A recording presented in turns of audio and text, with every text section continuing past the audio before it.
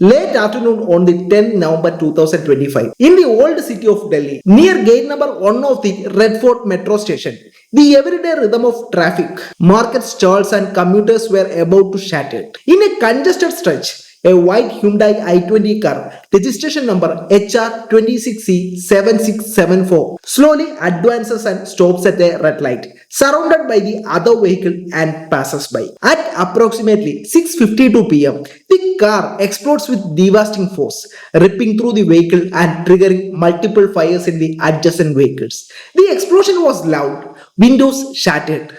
Bystanders screamed, vehicle engulfed in flames. One eyewitness recounted severed hands, fingers, and even the steering wheel of car blown off. At least 13 people lost their lives, and 2 dozen or more were injured in the blast and its aftermath. The area of the metro station and the traffic in Old Delhi is severely disturbed. Investigators quickly traced I-20. The car had been purchased 29 October 2025 by a resident of Jammu and Kashmir, identified as Dr. Umar Nabi from Pulwama district. By the CCTV footage, the car stayed in Faridabad near AL-FALAH University for nearly 12 days before being brought into Delhi on the day of the blast. Investigators extracted DNA samples from Dr. Umar's mother and brother to compare with remains recovered from the blast site, indicating he was killed in the blast. This is not an isolated event. Just hours before the Delhi blast, law enforcement teams carried out coordinated raids in Faridabad.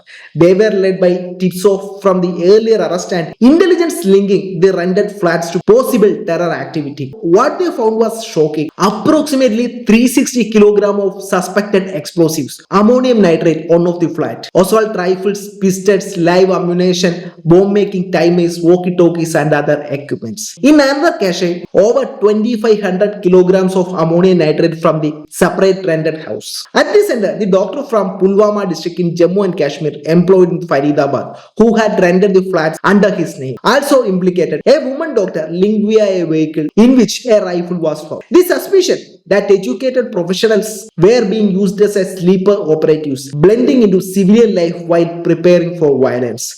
The scale of operation made it clear that it was not a simple arms smuggling or petty wrongdoing. It bore the hallmark of pre-planned terror module. Why does this matter so much? Because explosives and weapons of the magnitude could target the heart of NCR, the national capital region. If allowed to move unchecked, these caches could facilitate more attacks, spreading terror. Unofficial called the uncovering dismantling a major terror network. The module being investigated is described by authorities as a white-collar terror ecosystem involving the professional persons, especially doctors, operating in the Delhi, NCR, and Faridabad region with back-end support, logistics, explosive storage, and weapon caches. There are many persons in the Delhi blast planning module. Some of them were arrested, some of them absconded. The main planner of the Delhi blast is Maulavi Irfan Ahmad. He is from Jammu and Kashmir. He played a crucial role in radicalizing medical students. He was a paramedical student in Government Medical College Srinagar and was touching with all the students. The second person is Dr. Musammil Shaki. He was worked as a doctor in Faridabad, Haryana, associated with AL-FALAH University campus from more than 3 years, and he previously worked in Jammu Kashmir. He is actually from Pulwama, Jammu and Kashmir, and he was rented rooms, properties in the Faridabad, which were later raided and found to contain the large explosives caches.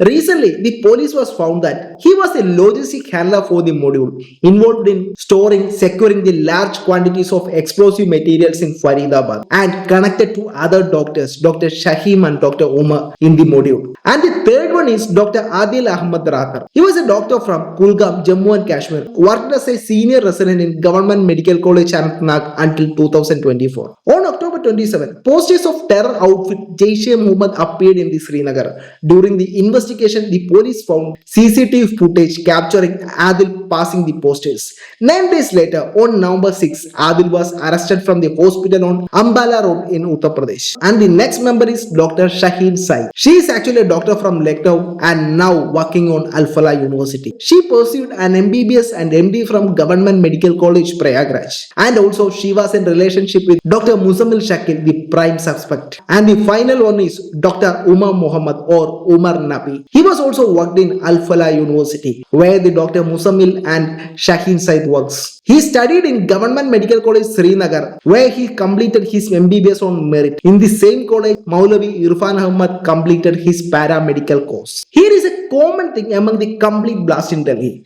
That's Al-FALAH University. Al-FALAH University has publicly stated that it had no connection with the blast. But they can't say simply no. They have some connections. Evidences are here. The first thing is several medical professionals employed in Al-FALAH University have been implicated in the terror module linked to the blast. For example, Dr. Umar Nabi, who is resorted to have been the driver of the car that exploded near the Red Fort, was an assistant professor at the university. The two other doctors from the university, Dr. Musamil Shakil and Dr. Shaheen Said, are reported to be the part of same network. The massive cache of the explosives and bomb-making material was recovered from the rented premises in Faridabad, near the university campus. Around 2,900 kg of ammonium nitrate and the other explosives from the rented rooms in villages at Al-FALAH University. The rented places were reportedly not the university campus but in the nearby area. The accused doctor renting them had ties to Al-FALAH University. And the third thing is, the location of these rented rooms and the employment of the doctors at Al-FALAH provide a geographical and institutional link between university and the terror module operations. For example, the university claims that the rented rooms and the explosives were outside the campus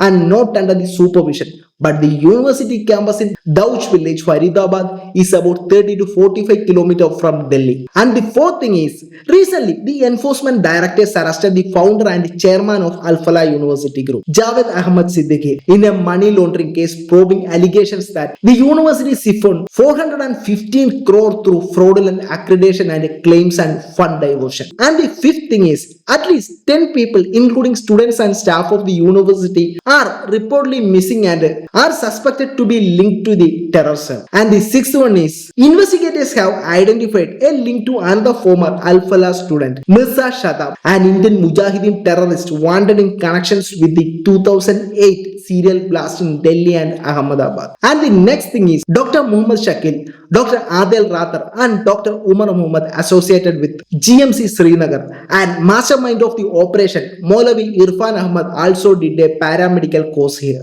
So we can confirm it with any doubt, they are a more white collar terrorist. And also Maulavi Irfan Ahmad frequently visited the mosque inside the Al-FALAH University. And very next and important thing, Dr. Nizarul Hassan, arrested from Al-FALAH University related to terrorism approximately 1 year before the recent arrest. So we can confirm that Al-FALAH University and its management has a strong connection with the blast. But there are some outstanding questions connected to authorities. First thing, was the explosion intended as a full suicide attack, or was it transport accident or premature detonation? The second question is, how did the vehicle acquire into Delhi with explosives? What labs has allowed this? And the third question is, what is the depth of module? How many of the doctors or students are implicated? What was their planning? Some reports say multiple targets for Diwali or January 26 were being planned. And the fourth question is, the symbolic target, Red Fort area, heritage site, tourist heavy, national symbol, why this location?